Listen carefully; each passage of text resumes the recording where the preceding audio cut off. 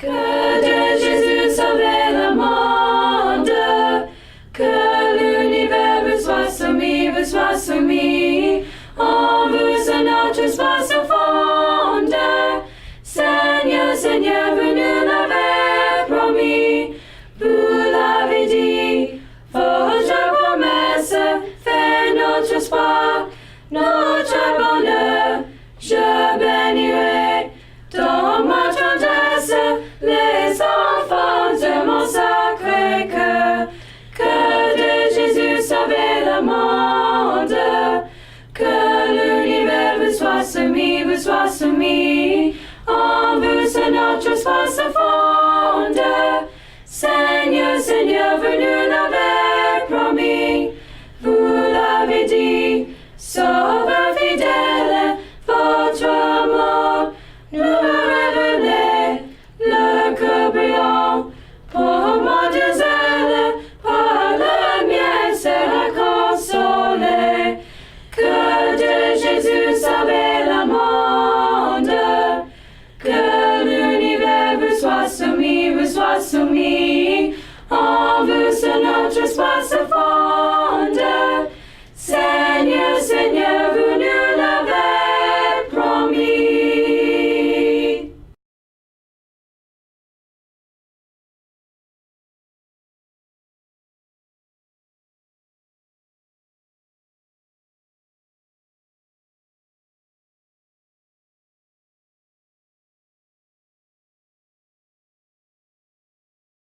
And it was just after World War II. I mean, Budapest was blasted.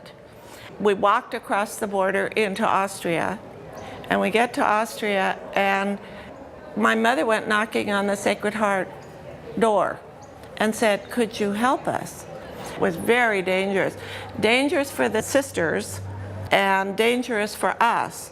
So they said, we have a cell, one of the nuns' cells available, and the three of us were there, and we really weren't allowed to mingle with anybody. We eventually came to America. I ended up getting involved. We had an mosque in Genoa. And I took my plate and I said, "Do you speak English at this table? That's the only question." And yes. So I said, "Well, I went to school in Hungary." And she said, "Well, I went to school in Vienna." And so I said, "I have wonderful memories of how they helped us." And she said, "When were you there?" And I said, "Well, when were you there?" She said, 1,000,000 years ago. I said, "I was there 1,000,000 years ago." And so I told her my little story. And she said, "You were the ones we were praying for." It taught me the value of commitment. It taught me the value of the meaning of love and of promise. It taught me to accept terrible disappointments and great joys, respect, love, gratitude, and to learn that things are not necessarily God's will, but He allows them to happen for the best of us, even if we don't understand it. So the nuns taught us a lot, right? They taught us you gotta really hang in there. My graduation in our long white gowns with our red roses in the chapel, which is so exquisite, and Reverend Mother Lamy was our Reverend Mother, and I remember walking down the aisle, coming out of the chapel, and just collapsing in her arms and saying, "I don't want to go." And she said, "You'll always be back. You'll never leave us." It gives me chills when I think of it, because it certainly was true, wasn't it? Boarding was so different because we ate our meals together. We got up every morning to a nun coming in and with a little container of holy water, and you'd cross yourself, Sacred Heart of Jesus, Immaculate Heart of Mary, I give you my heart. And that started your day. I mean, it was just the right way to start the day. I attribute who I am today and the family I have today and everything to those wonderful nuns that really raised me. And my education, my experience in the world have all contributed to the fact that I was raised by the religious of the Sacred Heart. it was decided I had to go to Sacred Heart. I'll never forget when I walked in that gate, the Lord said, "This is where you're going to be, and this is where I want you." And I loved that school with all the love in my heart. It was wonderful. The nuns taught us that anything you put your mind to, you can do, and especially if you put it in God's hands, because He's never fails us.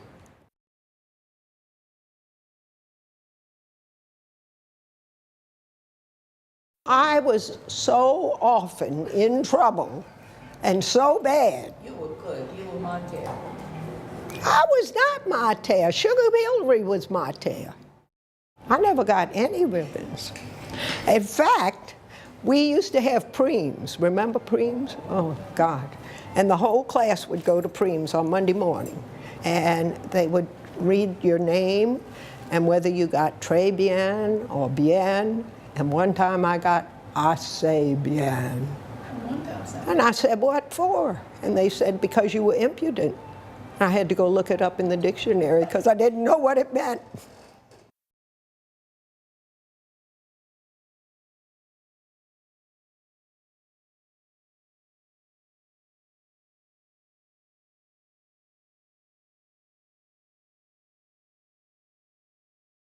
We were always taught to think and to question.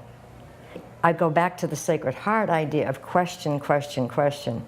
And so I don't always agree with everything you see now, but that's fine. I feel perfectly fine about that. And you know what? No matter where we are, we're sisters. It's amazing. You just run into everybody and we pick up where we were. As a product of the late 60s and early 70s, there was a lot of feminism that was I was seeing, feminist movement. And at first I had thought, well, these women are nuns and Sacred Heart, I mean, how are they feminists? But they were. And getting back to the role model, I could see that by the role models that I had. I was introduced to feminism when I got to Duchenne, which was way before when I was in college and as a lawyer or whatever. It started way early. They just weren't calling themselves that. And they're still feminists, but it's just not written across the chest. St. Madeleine Sophie had the brilliant idea that nothing was so scary because she'd lived through the Great Terror in France where the Jansenism was very, very concrete and very powerful. And her epiphany or her message was God loves you, you don't have to be scared all the time. So that changed my whole psyche, having been in the Sacred Heart. Now when I look back on it, how did they get that ethos or that kind of theory of education or whatever you want to call it, culture? It was from her. It gave me confidence, I'd say, confidence. But also a sense of charity, that the people really did love you in the school, and they were cultured in the sense that they weren't screaming and yelling and hitting people with rulers and all that kind of stuff. There's a love between the people that is unspoken and it's strong. We had those preem things, or we had, what do you call those things? Oral exams. You stand up and they'd say, who was the difference between Francis and St. Dominic? And I was praying I'd get that one. It was really simple and easy. It wasn't like, who were in the 100 Years' War, who won, how many battles were they, where did it happen, where did the Huguenots come from, the southwest of France. They give you 30 questions, there were 30 kids, and you were supposed to study all the answers, and then they'd put the questions on a silver tray, and somebody would come with white gloves, and you'd pick the question. And the Reverend Mother would be sitting next to the Mistress General, the principal, and they'd scream out, question number 4, and whoever had question number 4 would stand up, and then they'd read out the question. Like, how many wives did Henry VIII have, and why did he get rid of them, or something? Now, most people knew that, but if they asked you about some king like 50 years before, you might not know. So you're praying, please don't give me that one. And so you had to stand up and answer the question. So by the time you had done that for 4 years, you could stand up in a classroom with a lawyer in law school where they're picking on you, and they're almost all other boys, and you're a girl, and you could do it. where a lot of other people didn't have that kind of torture. It's like being in the Girl Marines, you know?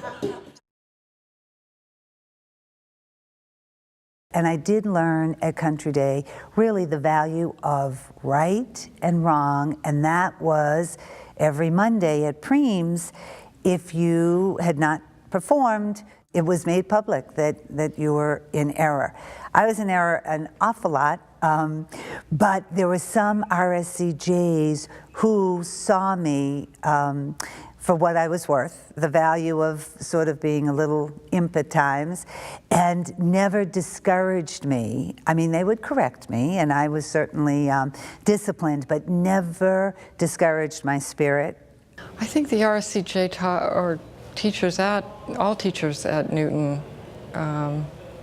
taught us that we could practically do anything. They didn't teach us that there were any challenges in the road path. They gave us the confidence to go forward without thinking that we couldn't do anything. It was just, you wanted to do something, you figured out how to do it.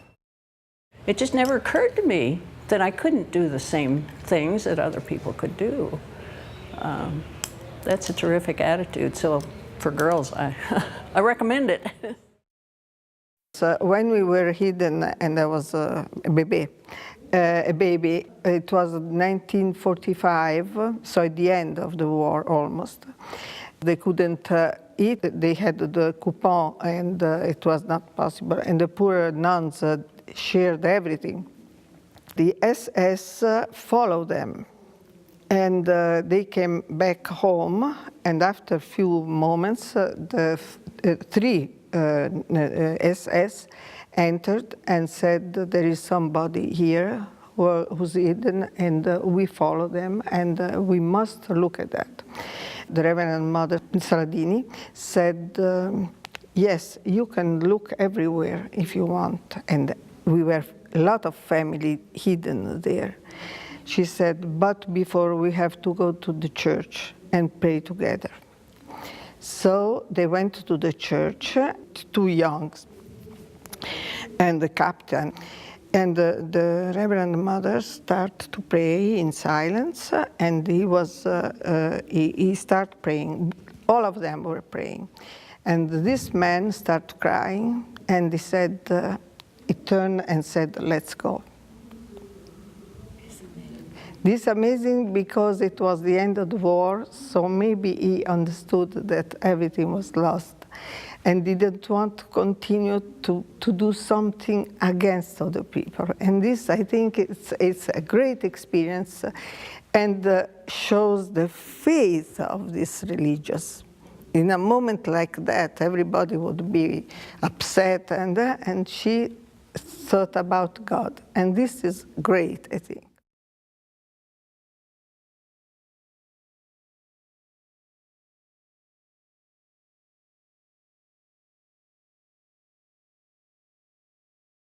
I was fortunate in that I was raised by parents who were really good people.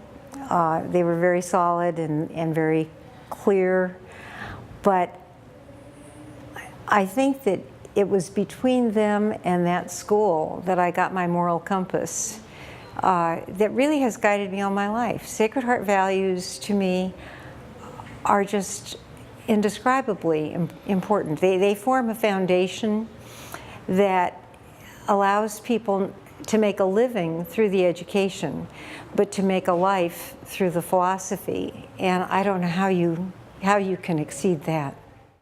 The educators that taught me, the religious who formed me. When I failed, it wasn't as a child, you're bad. It was, you need to grow. You need to rethink. You need to refocus. It was always, isn't this interesting? Isn't this exciting? The religious always frame things for you to look to the future. There's not a Sacred Heart graduate from my school, and I believe this is true of all schools, that can't tell you the goals and criteria and don't live those goals and criteria. That's a wonderful gift to have. As for someone so absolutely brilliant in a philosophy of education and the goals and criteria to say to you, I'm going to give you an authentic map in order to live your life. And I really think that's been the difference in my life. What I learned there was that I had talents to be used for the world. I got that message that I'm here for other people. That the world's a big place and it needs our energy. And so it's very natural. You know, we do it because we're Sacred Heart people. The vision of Sophie was written for us today. And how the vision of Sophie is all about integrity. You take all those goals and you've got the wholeness of who we are. What a gift for us today that our Sacred Heart education is not going anywhere, because it's of the past and it's certainly of the future because it's so foundational. You know, it's a beautiful thing. The goals and criteria are unique to Sacred Heart, but the qualities that they teach are not unique to Sacred Heart students, that they apply to everybody within a comprehensive, functioning society.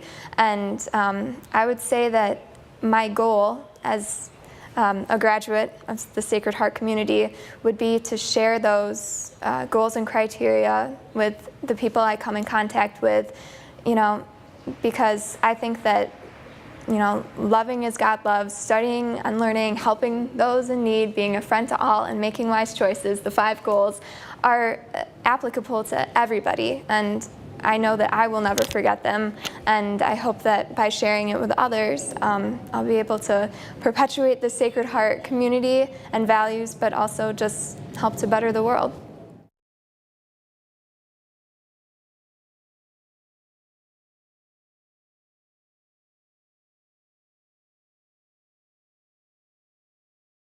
You know, we expected the nuns and the religious for so long to carry the responsibility of the mission forward.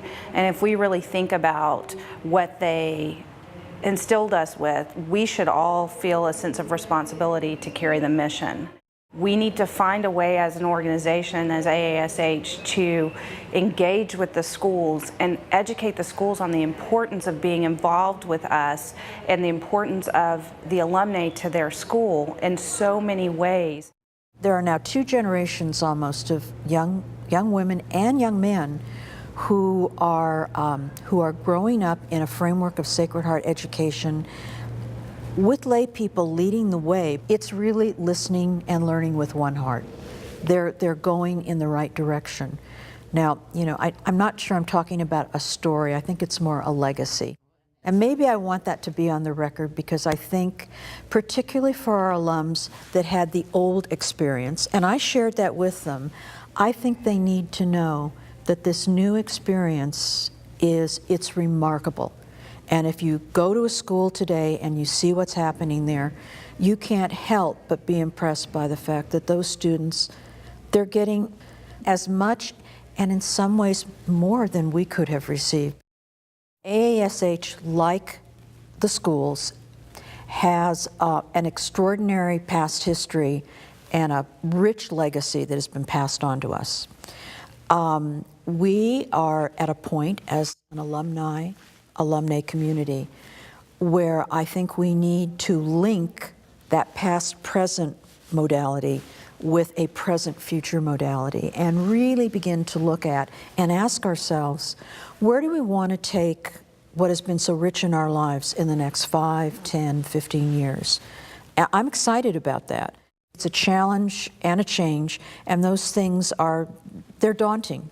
It's not going to be easy, but I think it's a really thrilling prospect for all of us that are involved in the Sacred Heart family, and particularly with AASH, that we have a great future ahead of us.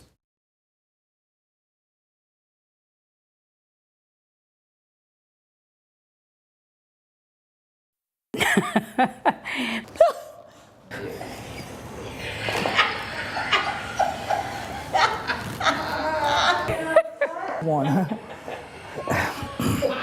You got it! Oh, God. You got it! Well, thank you. I try really.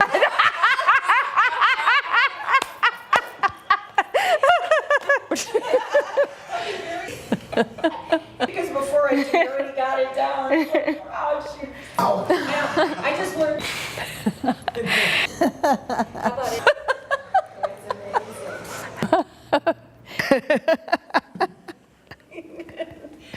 I can't wait. But you know, If they weren't lucky enough to go to a Sacred Heart school, you know, and they were lucky enough to marry a Sacred Heart woman, they have had a wonderful life.